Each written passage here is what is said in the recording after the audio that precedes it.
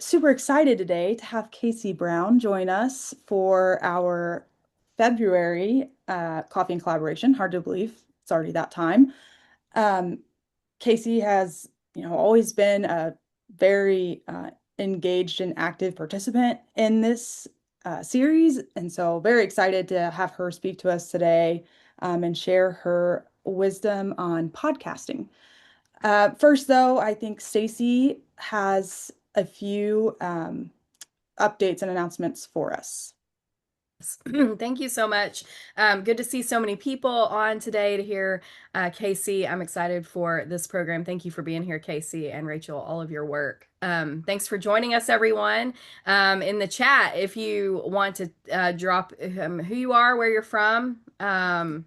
Rachel, sorry if I stole that from you, but No? y'all will drop that in there just so we can all say hi and stay connected. Just a couple of things. It was great. We had a great crowd during the NCBA luncheon at the convention in Nashville a couple of weeks ago. About 70 people showed up. So we're really grateful for everybody that made time to join us there and connect and everything. You may have noticed that we have a new newsletter. So the LPC former Actiongram that went out every other month has moved to the LPC link that is going out monthly now. So we hope that we can keep you updated on more timely information. Casey has actually been really active in planning that and organizing it and everything. So I'm grateful to her. She wears a lot of hats per se. Right. But so I hope you've been enjoying those. If you have any feedback, feel free to let me know. Friday, February 20th, 2 days from now, is the deadline for the Forrest Bassford Award applications. So if you know a student who is interested in maybe getting the opportunity to come to Ag Media Summit, we would love to have them apply. This has made a huge impact in a lot of people's careers. So what happens is we have one winner who gets a $1,500 scholarship plus a travel award to Ag Media Summit, and then we have up to three additional finalists that will also get travel opportunities to come in to Ag Media Summit in St. Louis in July. So if you know any great students, I'll drop a link to that in the chat, and we'd love to have them apply for that. Our awards contest will be opening soon, so start thinking about what you want to enter, and that will open in March. And then we do always thank you all for your memberships. And if you know anyone that might be interested in being a member of LPC, send them our information or send them to me, and I'm happy to reach out to them. But thank you all to everyone who's renewed their memberships already this spring. It's not spring yet. This year so far, words. This year so far. Thank you all for getting those memberships renewed. And if you need anything or need help with our member portal, we have some member discounts we're about to roll out. So there's some good things coming. But if you need anything, reach out. And with that, I will turn it back over to Rachel. Thank you. Hello again, everyone. We've had a lot of new people join. So thank you again for being here for this month's coffee and collaboration. Really excited to introduce Casey Brown. She's the owner of Teal Hat Communications, a confidence boosting podcast production company. She combines her journalism, marketing, musical theater, and classical voice backgrounds to craft shows that reflect her clients' true voice, strategically supports their businesses, and earn their customers' trust. She's actively building her business differently to work with her life instead of running it. Together with her clients, she works to banish limiting beliefs, follow curiosity, and trust the body's wisdom to show up authentically, all while creating really effective and fun podcasts. So, Casey, thanks so much for being here, and you can take it away. Right. Well, thank you all so much for giving your time. Lunch breaks are important things, so I appreciate you being here. Let me get back in here to share my screen. Okay. You don't need to see my audio editing. Let's see. Let's do this. Can you see my screen? Because I can't right now. Oh, there we go. Perfect. Okay. Well, thank you again for inviting me today. I gotta say that this is a wonderful full circle moment for me. So I've been part of LPC since 2011. In 2021, we were about to start some podcasts at Angus Media. and none of us knew what we were doing. And there was an audio focused coffee and collaboration that was really, really helpful in creating our own podcasts. And so now I'm the person who gets to share some audio tips. Hopefully, it'll help if anyone here is thinking about starting a podcast, if they already have one. This is not just going to be a launch guide, it's going to be tips and tricks that I've learned in the last 5 years of podcast producing that will help you either start a show, keep it going, let's make it sustainable, and let's have some fun with it. So, we're going to stop guessing, we're going to start podcasting. All right. So, podcasts are wonderful things. They generate trust with our audience. They are really intimate ways that our audience gets to experience our voice, our message, our information that we provide for our producers. Our listeners invite us into their day, into their workouts, into their commutes, into their day. It's amazing. It's on their timeline, so you're not stuck in meetings all the time to like do sales calls. Plus, they're pretty fun. Podcasts are really, really fun, but they're also really overwhelming, right? There's equipment, there's strategy, there's a whole nother hamster wheel of deadlines on top of your already full one. So what do you need to know to make it fit and work with your current workload? So that's what we're going to talk about today. I created this because I wanted to help other podcasters or potential podcasters start with a higher leg up than I did when I created mine. So hopefully this is going to help save you some time and some headaches. So these words changed my career. If you would have asked me 5 years ago, 6 years ago, that I would be a podcast producer now, I really would have laughed in your face. The current president at the time at Angus Media just told both editorial teams that, hey, we need to start a podcast. And that was kind of it. None of us really listened to them at the time. I actively despised them because if I was going to listen to anything, I wanted to listen to music, right? And so the learning curve was steep. None of us really knew what we were doing, but the beautiful thing about the interwebs is that you can find information. And again, that's why I wanted to yeah, you'll find all of this out there. Hopefully this will save you that time of compiling it. But eventually we did build two podcasts. The one that I hosted and I was the main lead on, by the time I left, we'd garnered 35,000 listeners. It extended our business's reach. It earned awards. It earned some income. It was doing pretty well. So having left Angus, I went to marketing agencies, but I was still editing podcasts on the side because it's a skill set that I actually enjoy because I really love musical theater. I've been a classically trained soprano since college. I hear details, and getting to put both of those things together in a beautiful storytelling platform is really, really fun. And so then in 2024, I decided to go out on my own. And so now I've been helping clients with their podcast to keep them successful and sustainable. So let's dive in. So I know we already mentioned that podcasts feel overwhelming. But really, everything for a successful podcast can fit into 4 buckets, and we can do 4 things. So we're going to dive into these, but really, a podcast needs a really solid strategy, which is essentially its job. What is this podcast being created to do?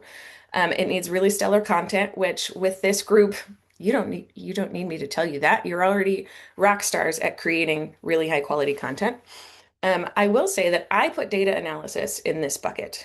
It could technically be its own, but I like to use data analysis to inform the content. So I put it in this bucket. Then we've got equipment, technology, the part that felt most overwhelming to me when we started. There's microphones, there's mixers, there's video cameras. What kind of software do we need? How do we need to record these things? All of that we're going to go into. And then the promotion side of it. As you guys know, especially, we create wonderful content, but if people don't know it's there, it's not really helping anybody, right? So how do we get people to know about this content? How do we get people to find our podcast? How do we get them to find the show? How do we get the show to help support itself and make a little bit of money? That's the really cool thing about podcasts is that, one, it can serve as a marketing avenue for your business, so driving actual business to you. And then it can also support itself, which is not a lot of marketing avenues get to drive business and support itself at the same time. So that's a cool thing that we'll talk about as well. So, strategy. Like I mentioned, this is your podcast's job. Why are you creating it besides the president told you you have to? Um, your podcast strategy is the legs that your show will stand on. And if you like to work out, you should never skip leg day, right? The things here look really simple. Again, we've got three buckets. We can do three things, but all of these really need to take some thinking time. Honestly, when I walk my clients through a launch, technically we could get it launched pretty quickly in probably like 6 weeks, but honestly, I like to stretch it out a little bit longer because I want that strategy to be really, really solid. Um, we're going to talk about audience, objective, and the vibe. Here, again, with this group, you know your audience. You're intimately connected to your audience. So this probably won't take you as much time, but let me give you some examples of why this is so important. So when I was at Angus, I did Angus at Work, which was for our commercial customer audience. And then the Angus Conversation was also launching at the same time, and that's geared for seed stock. Again, you guys know those are different audiences, but that also helped us know how we wanted to design these shows, how we wanted to differentiate them. For our commercial podcast, for our commercial audience, we knew that they didn't really care as much about breeding philosophies. Um, we thought that or the feedback that we have gotten before, especially with the magazine, was that they want really practical tips. They want to be able to read something, to listen something, and then use it. So we really wanted to highlight extension expertise, research expertise. We wanted to make it really practical and short. We wanted them to be able to get a whole episode in within 20 to 30 minutes, whether they're out checking cows, whether they're driving to town. We wanted to keep it short. The Angus Conversation, on the other hand, it's the seed stock side. We knew that they wanted longer conversations. We knew they wanted really to dive into the people, to the breeding philosophies, to the pedigrees, the lineages. They wanted to really dive into that. And so, yeah, the Angus Conversation is generally a 60-minute. It's a 60-minute show. Two similar audiences, and you could absolutely say that they fall under an umbrella, but they're very different shows, and we kept them separate because they're serving a different purpose.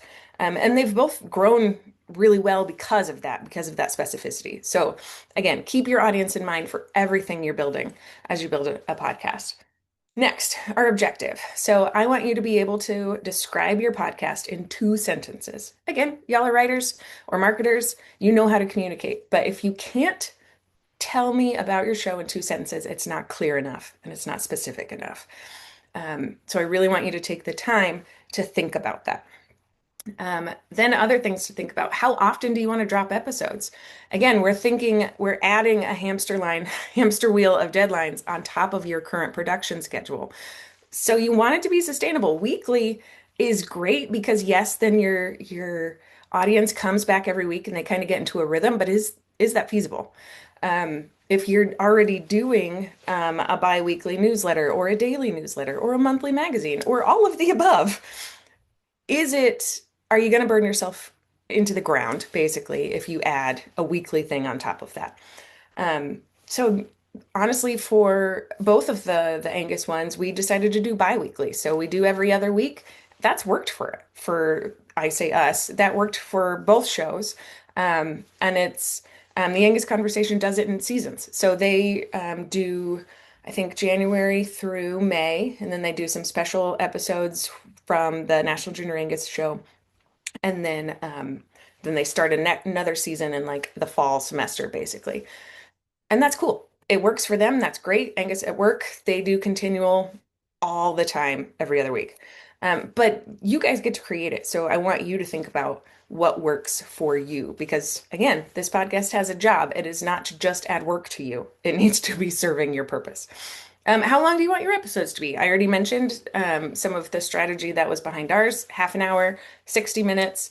We'll go over it in data analysis, but like that can also kind of help you pick one and then tweak it, and that's okay. Will this be audio only or video? Um, that is kind of a hot, not a hot topic, but like you've got people in both camps in the podcasting world of I really only want audio only. You get better listener rates. You've got better listener retention rates. But video is really, really great at discoverability, especially on YouTube. And then you can kind of do a hybrid of if you're recording in something like Riverside, you can still be an audio only podcast, but you can use those video clips as part of your promotion. So there's a lot of mix and match options that you can have. Again, for your job, which one serves your purpose better? And how are you going to distribute your podcast? I have really enjoyed working with Buzzsprout. There are lots of hosting platforms, but what a hosting platform is that it gives you one place to post your podcast and it will distribute it to all of the platforms that there are to listen to podcasts. One of the beautiful things about podcasts is you can find them in many, many places, but that's also a downside because you've got to get them to many, many places. So your hosting platform will do that for you.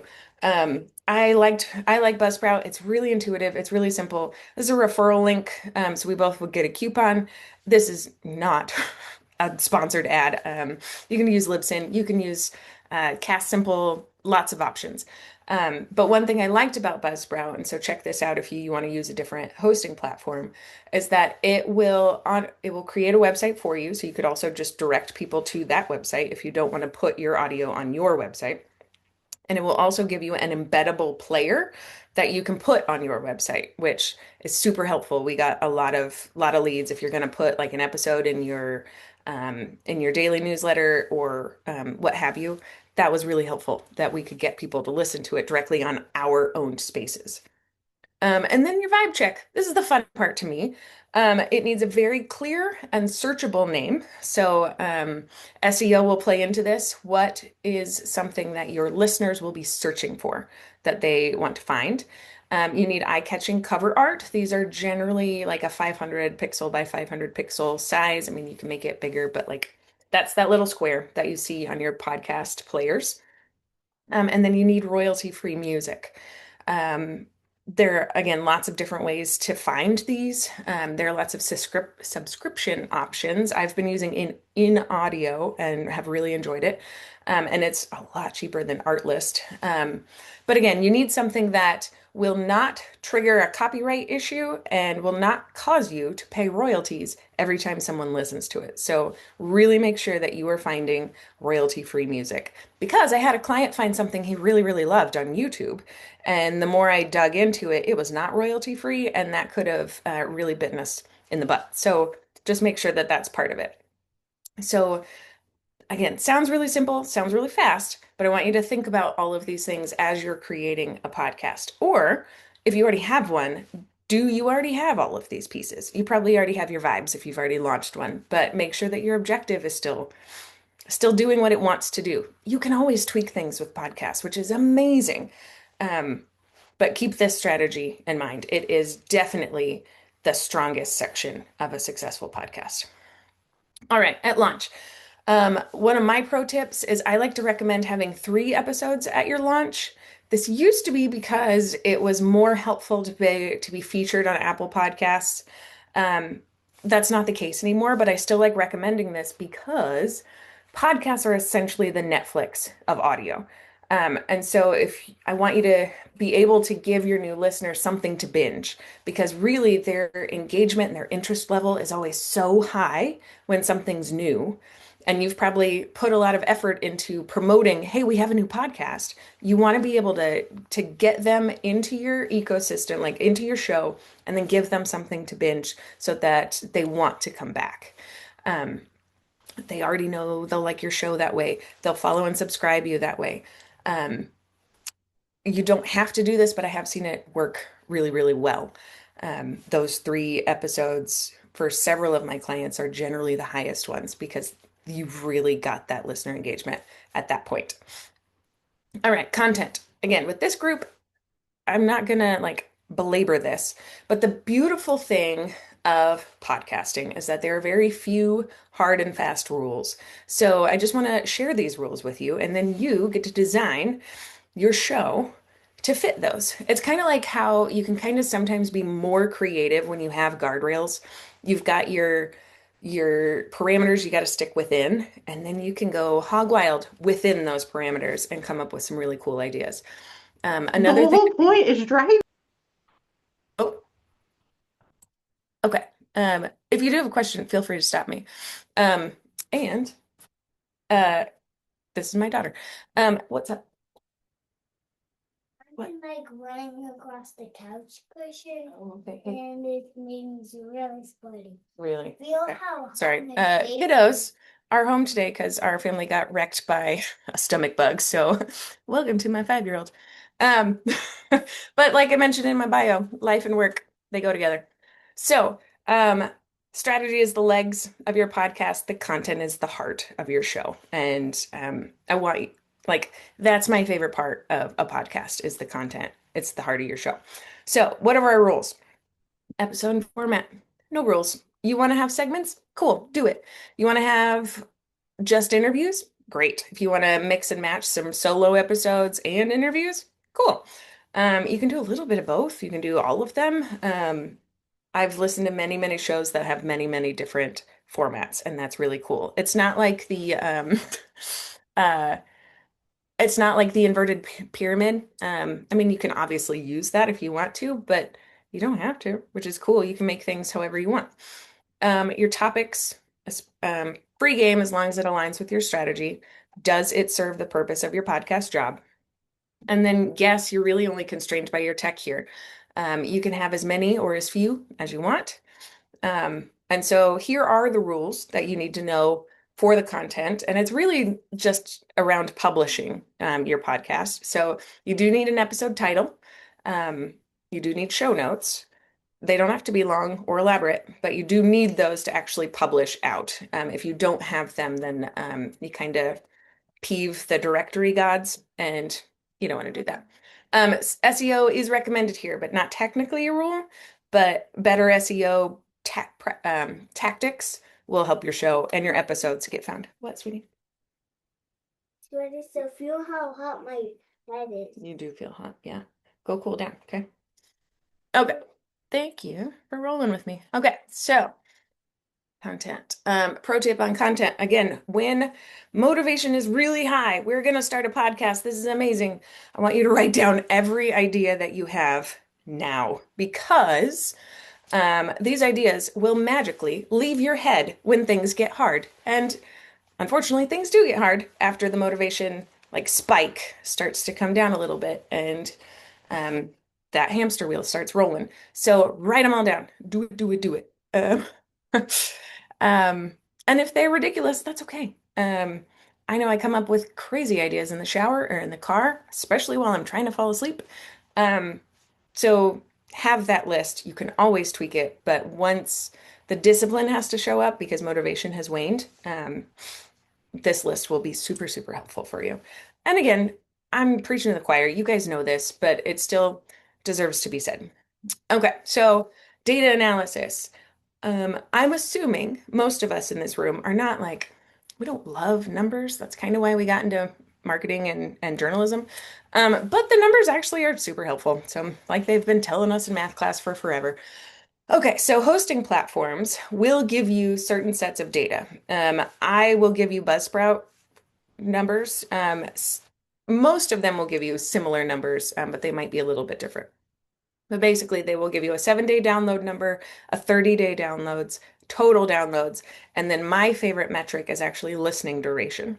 And so what these tell you and help you tweak is that 7-day downloads, what's the initial reaction to your title or your topic? This, like, maybe you had a really good curiosity-inducing title this time, and maybe you'll see a spike. That's really helpful. 30-day downloads, the staying power of the topic, because people maybe found it a little bit later, because that happens, or they were told about it. It's definitely whether this topic was really right for this kind of time, right for your audience, that kind of deal. And is it growing? after your 7-day downloads. Your total downloads are whether your show's gaining momentum, but always remember that growth takes time. These are probably your vanity metrics.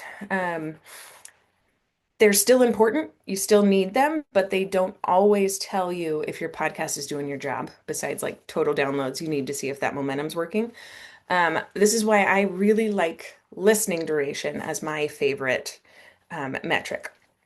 Unfortunately, like Buzzsprout doesn't give you this. Most of the hosting ones don't give you this because it's very singular to individual directories. But you can dive into Apple and Spotify, which are your two most popular platforms, and they will tell you when listeners are dropping off. If it's consistently around 2/3 of the episode, what's happening in that last third that's losing attention? This will really help you tweak your episode format to see, hey, are we losing them? Do we need a better hook at the beginning? What do we need to change to increase that listening duration? Also, if you're saving all of your calls to action to the very end, that is a really great way to not have them heard. So another pro tip, put your calls to action at the beginning, because you're not guaranteed that everyone's going to listen to the end. You can kind of sprinkle them around throughout your episode too, and I found that has been very, very helpful. Okay, so what's normal for a podcast either? It's very, very normal to want to know how successful your podcast is. You've put a lot of time and effort into this. Is it working? I mean, obviously, that's kind of also why you need to know if your podcast has a job. Is it supposed to drive subscriptions? Is it supposed to drive people to your website to read more articles? Is it supposed to drive people to visit your advertisers? I mean, you can have any type of job for your podcast. So that is your first way to know if it's working. But vanity metrics are still pretty nice. So I've developed a benchmarking tool if you are interested in this. Granted, the numbers are a little bit old, but it still very much will give you a great benchmark to say, hey, we're in the top 50% of all podcasts. Or as you grow, it helps to give you an actual number of like your percentile of how your show compares to all podcasts. And so even if you're just using it of, hey, we were at 58 the last episode, and now we're at, percentiles need to go down. So now we're at 56. Hey, that's growth. That's huge. So if you're interested in that, just email me and I will send it to you. You'll just need to save a copy to input your own numbers. One other thing about normal podcast numbers, this is all very subjective to your own audience. Like numbers for a commercial Angus podcast is going to be a lot bigger than the seed stock one, of just potential listeners. It's going to be a lot different than like Jennifer's podcast for the pork industry. They're just different beings. And so I want you to keep that in mind, especially if you look at the benchmarking tool of that's very, very specific to our own audiences. And that is another reason why we need to really intimately know what the potential is for our own audience. So that's my extra on that one. Another one is download numbers are helpful, but remember, they're a tool, especially the vanity metrics. They can show you trends. They can help you spot weak spots in your show, and they can show you what's working, but don't let the data take the heart out of your show. So just keep that in mind. All right, here's the most overwhelming part, right? So another thing that I want to hammer in right now, and especially as we'll be closing in. So do not let the fear of your equipment take away from the job of the podcast. I will say I have stopped listening to a podcast because the audio quality was absolute crap. But I've listened to a lot of shoddy audio because the content pulled me in and it was engaging. So don't let this stop you from doing a podcast because it feels weird. So again, 3 buckets for your equipment: microphones and cameras, again, for that audio only, or video. You do want a dynamic mic, not a condenser. What this means is it's like the cardioid pattern. That's the little pattern within your microphone. Whether it's directional, so that's what a dynamic mic is, it is pointed at your face. And so it will not pick up nearly as much of the ambient audio behind you, to the side of you, all of that. You do have to make sure that you're always facing it. So like if I don't know many people who talk like this, but if you keep moving your face, your audio quality will suffer. But a condenser mic is meant to pick up all these sounds and pull it into one. So, like I'm a singer, a condenser mic is great for singing in a small group because it picks up all the sound from our little half circle. If you're in a podcast, if you're doing a podcast in a trade show, like I know many of us do at CattleCon, you do not want a condenser because it's going to pick up all that trade show information or all that trade show sound. Um, which, yes, you're always going to have that if you're recording in a trade show, but it will be much clearer with a dynamic mic. One thing to know, a Blue Yeti, which a lot of social media influencers will try to get you to buy, that's a condenser, not a dynamic. So I do not recommend getting a Blue Yeti. We'll go over some ones I recommend. I can also send you that list. But when you're looking at something, just make sure it's a dynamic mic. Things to consider are whether it's an XLR or a USB connection. The XLR are those three prongs that you see at like if you're setting up audio at a conference, those are generally XLRs. USB for the most part, it will hook in, I mean, it will hook straight into your computer. You can totally get by with that. You might find some equipment snobs who are like, I only use XLR. Well, good for them. That's fine. Again, podcast job is to convey information. I just want you to get really solid equipment that will help your podcast do its job. Your guest does need a mic. It does not have to be as fancy as yours, but it does need something, especially like if you're doing a remote interview. This can be earbuds, they can be AirPods, they can be all sorts of things. I mean, I have had clients have guests that do have a desktop mic for various reasons. Cool. Yeah, AirPods and headphones, perfect. It's just so that it can connect, like it will collect the sound more directionally than ambient. Have I edited podcasts with ambient sound? Yes. Was it great? I didn't love it. But again, the content is really serving the podcast job.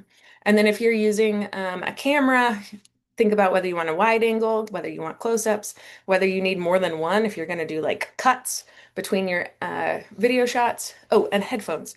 These also don't have to be fancy, but I will tell you that I have lost at least 2 episodes because my very cheap microphones were crackling, and I didn't know that because I didn't have my headphones on. So it's just as a nice little fail-safe of making sure that your audio sounds fine. And so for recording, are you planning on doing all these in person? Are you going to do them as remote ones? I personally really enjoy using Riverside for remote interviews because it records locally on your computer. And so it's not dependent on internet stability, which can absolutely can throw a wrench in things if you're recording on via remote. So I really like Riverside. It does have a subscription, but so does Zoom. So, I mean, there are options, plenty of options. Descript is another option. If you're going to do in-person interviews, then I would highly suggest getting a mixer. This will help you change specific settings per microphone. So like if you've got, again, I'm going to pull up Angus, they'll do like a 4-person roundtable episode at events. And I mean, just knowing people, the resonance of their voice is different. And so if you've got a burly rancher with a really deep voice that's kind of soft, you're going to want to bump up its gain a little bit. If I don't know if Miranda's on here, but her voice is she's very good at projecting. So I don't need to bump hers up really ever.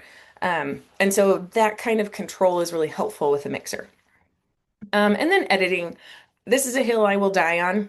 And yeah, I believe that that audio geared for human ears should be edited by a human. And I have tried using AI to help me on stuff, and it's like bless its heart, it tries, but then I always end up spending more time fixing it, or like it will save me a little bit of time, and then I still have to do what I do, and that's okay. That's totally fine. But yeah, definitely a hill I will die on because you also know people have natural cadences to their voice. You also know that some people slur their hedges into what they're saying, which is super fun to edit out. And sometimes you just need hedges to not sound like a robot, and that is okay. But you can take out the ones that are detracting from the actual value of the episode. So if you're going to be a people-led editor, you've got free options. Audacity is an open source one. It's pretty intuitive. GarageBand, if you're a Mac person, that I got by editing for years on GarageBand. I prefer doing Adobe Audition just because it really lets you get really precise about things. Like I can set whether the LUF's level is at -22 or if it's at -20. And oddly enough, there's a very large difference between that. I really like using Adobe Audition. And then if you're doing video, would recommend Premiere Pro. If you want to use AI-led but still have that people component, Riverside does offer a really nice editing tool. So does Descript. I just haven't played with it as much. I like Riverside because it gives you the text editing options. So you can kind of edit it as if it were a Word file. And so you can like erase big chunks of things. But then it also gives you the waveform so you can tweak stuff much more manually and precisely. So that's another option. Okay, we're not going to dive into these, but there are lots of equipment options for really any budget. But again, don't let your tech stop you from remembering the podcast job, which is sharing that content. So we're not going to go through this. We'll record this and I can send you this list if you really want it. Okay. Okay, but I will shoot it straight to you on editing. Editing, human-led editing, takes at least 3 times more than the duration of your final episode for people-led. I already said that, but 3 times. So if you've got a half-an-hour episode, you need to at least plan for an hour and a half of editing time. So an hour episode, you're pushing up of 3 hours. There are all these decisions you make for people-led editing. And again, that is totally on your threshold of the preciseness you want to put in on it. And that is completely subjective. But for most editors I've talked to, you need to at least plan for 3 times the final episode's duration. So if you are now, like I was, in charge of editing a show and you don't really know what you're doing, here's the things you actually need for an episode, and then you can dive deeper into that. You need your intro music. You need your intro content, whether that's like a produced intro piece, or it could just be part of your episode script. Something to tell new listeners, hey, you're listening to this show, this is what we do, and here's who we are. That is generally over your music bed. You want all your episode files lined up. I would recommend the nice thing when you're recording. Sorry, let me say this. Whether it's through Zoom, Riverside, or in person, each audio file, each speaker should have their own audio file. All of these will do that, whether you're recording straight in Audition or through the mixer, what have you. Download every mic as its own thing. So that way, like if somebody's coughing while somebody is talking, you can take out the cough, bump that sound down, and then also keep that conversation very smooth. I can't tell you how often I do this. Or if you've got a mic tapper, you can take those out of each line. So making sure that those are all lined up. Audition gives you like that magnetic snap, which is amazing. GarageBand doesn't do that, and I don't love it. So if you're using GarageBand, I would shove all your pieces forward so that you know they're lined up, and then you can grab them and put them where they need to be. But that was a trick I learned. You want your calls to action in either your intro or your outro, preferably both. And then you would have outro content over music again. So like, thanks for listening, go subscribe, things like that. Again, this has been Angus at Work, this has been the Angus Conversation, an Angus Journal podcast. Like, just ties a nice little bow on the end. Okay, and so promotion. I know sorry guys. Promotion. Podcasts need ears, right? Having a killer podcast is great, but we got to get people to hear them. So ways that I suggest doing that. And also, I mean, a podcast is killer long form content. So let's break it up and use it in all of our other platforms. So a trailer is really great for being able to share this on socials. Break up little pieces, especially shorts. If you're using Riverside, it will make shorts for you. Use those on your social media. SEO is huge, again, in discovery for titles and your show notes. Don't forget your show name as well. And then guest swaps. Like the beautiful thing about this industry that we are all in is that we like each other. And so you can have people from your show be on their show. And so that way you kind of combine your audiences. And you kind of get to cross promote, which is really fun. Especially if you're on marketing and like, hey, can you get my tech expert on your podcast? We'll put one of yours on ours, or things like that, as long as the educational content matches, obviously. But there are ways that you don't have to pay to promote your podcast. And then advertisements. We can go into strategy about those, but two things to know about advertisements in your show is that a dynamic ad is that ad content can change, but the timestamp doesn't. So where it falls in your ad doesn't change, but it could change. Like, and this can be done through your hosting platform. It's not nearly as specific for an ag audience, so it doesn't make quite a sense for here. Most of the ads in our audience are baked in, which means it's edited into the episode for perpetuity. So, I mean, that's a selling point too of if you've got a really great evergreen content and you've got a sponsor who wants to be part of that, you can still promote that episode later, and that ad will still be heard. So that's something to keep in mind too. Again, monetization, you've got some options. You could charge subscriptions for a podcast. You can do this through your hosting platform or something like Patreon, advertisements, sponsorships, lots of that. If you've got questions on that, let's talk and we can do that. If you've got a podcast or want to launch one, you can email me at casey@tealhatcomms.com and I would be happy to talk to you. Yeah, and this is what my company does. I help lighten the load of creating and maintaining a podcast. So that's a lot. We have 3 minutes for questions, but I would be happy to answer anything.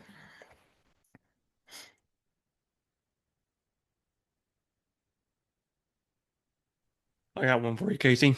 Yeah. So, having watched a lot of podcasts and producers the last several years, I know a big change and trend has been in the naming of the podcast, not being so much creative as more so as just easy to search and easy to find, just very straightforward in a naming process. Would you recommend that as a publication, that the name of the podcast be more aligned with the name of the publication, or something that people would just think is a cool name for a podcast, kind of like what some other cattle podcasts out there are right now? Mhm. That's a great question, and I'm gonna give you a wonky answer of it depends, but I would say for that one, you're an option that I would like is that like you've got subtext. So you could name your podcast your cool name and then have your semicolon and do like um, a Midwest Cattleman podcast. Angus Conversation does this, and so it's the Angus Conversation. So people will find, hey, I want to listen to Angus producers talk, but then it's an Angus Journal podcast, and so then it still shows up on your SEO. So if you've got somebody who's like, I just want to find the Midwest Cattleman podcast, they can still find it. And then if you've got somebody who's like, this looks like a really cool show, they could still find it by your cool name, as long as both are still relatively short. That's the biggest thing I've found. Um, so yeah, I would say you can kind of get away with a little bit of both, as long as it's still serving your podcast job. Yeah. Lexi, this was awesome. Have you tried editing in Riverside? Yes, I have. I actually like editing in Riverside. I will say this is for a video podcast. So I like the simplicity of the tie-ins for the video podcast. I still prefer to edit audio only in Audition because I'm just more familiar with it. I know which settings I need to use and how to like streamline some things. But I like Riverside in that you can a lot of the AI tools are helpful. You can match your volume settings that way, but again, you can't get as specific. So if you don't care about what industry standard LUFS are, which I didn't either, it's going to normalize it. So if you've got a really soft-spoken speaker, it will bump them up and vice versa. I like the ability to be able to use the text editor. So like, because if you use the AI, hey, take out my hedges, knowing you're going to have to fix some stuff, a lot of times it won't pick up, or everyone has their own unique hedges. you can find them a little bit more easily through the text descriptor, and so that's kind of fun. I've also enjoyed the mute option. So, because sometimes when you cut things, it just makes the cadence of speaking really wonky. Sometimes you just want it silent, but you still want the space. So the mute option in Riverside is really helpful for that. Um, Also, it like for the big files for your podcast one, it condenses them really nicely. And you don't have to worry about like messing with bit rates as much as in Premiere Pro. So all in all, I would say I've enjoyed using Riverside to edit in. I also enjoy that it will give you the um what's it called? Like chapter titles. It will kind of break up your interview and give like, hey, they're talking about this topic, this topic, this topic. And so on one of my clients, he likes to pull a hook at the very beginning because he wants to be on YouTube. And so you need that real great hook in the first 8 seconds or whatever. Um, it helps you find those because that way you're not having to listen to everything, go back and say, hey, he said something cool. Where was it? Some of that AI has been really helpful in Riverside. So yeah, overall, I'm pro Riverside.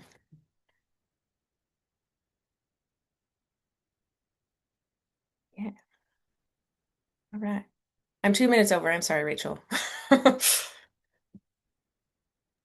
Okay, I was over here trying to talk and I was not pressing the right button. Um, so I appreciate your extra time on this, and I will let you go in just a minute. But I wanted to ask, do you see any differences in pickup of episodes or shows that have those chapters, or places where you can, does it help? Does it add a lot of value to? Yeah, I would say that's maybe a newer trend that I've been noticing, and maybe I'm behind the eight ball. Could be. Um, I would assume that it is helping because it adds to the SEO factor. Mm, So yes, it's going to add some time to you to add the chapters and the chapter titles, but I do think it's going to help with the discoverability. I don't have any actual data yet on that, but it's something I'm playing with for my current clients, and so come back next year and I'll give you some data on it. yeah, Um, yeah. but yeah, it's been useful, and yeah, we'll stop talking in circles. As a viewer, I always, or like, I typically would use those on YouTube videos or something, maybe for tutorials, and I always appreciate when they have it divided by, I Yeah. already know all the intro, I need this one specific. Exactly. Like, and that's kind of like keeping your audience in mind. If Right. and you can use those in your show notes as well of, hey, you've got a busy people. They're really interested in this section. Okay, and then maybe they'll be hooked and they'll just keep listening. Who knows? But at least you're Right. serving your audience and you're gaining their trust. Like you're not taking their time and trust for granted, which is really important. Absolutely. Cool. Well, thank you, Casey. I do want to be respectful of everyone's time, but Joelle has a question. Maybe would you Yeah, rather? Joelle, stay on. Perfect. Everybody else who wants to leave, go for it. Totally fine. Opinion of posting video to Spotify versus keeping that platform for only audio. I will say I don't have a lot of experience with this one specifically. Um, just being transparent. Anytime I have used video, we have only used it on YouTube. So that is a great question. Honestly, I just learned that you can post comments on Spotify. Didn't know that. So I will say that my own listening preferences are just on Apple Podcast because I've got it on my phone very easily. That's a great question, but I do not have an opinion on posting video. I will say, actually, some of your hosting platforms will let you upload your video and it will figure out which ones can use it. So that's an option.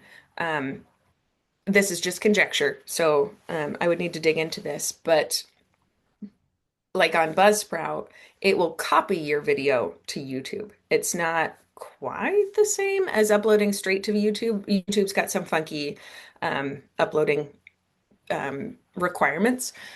But so that's an option. I would have to dig into that. But yeah, that's a great question.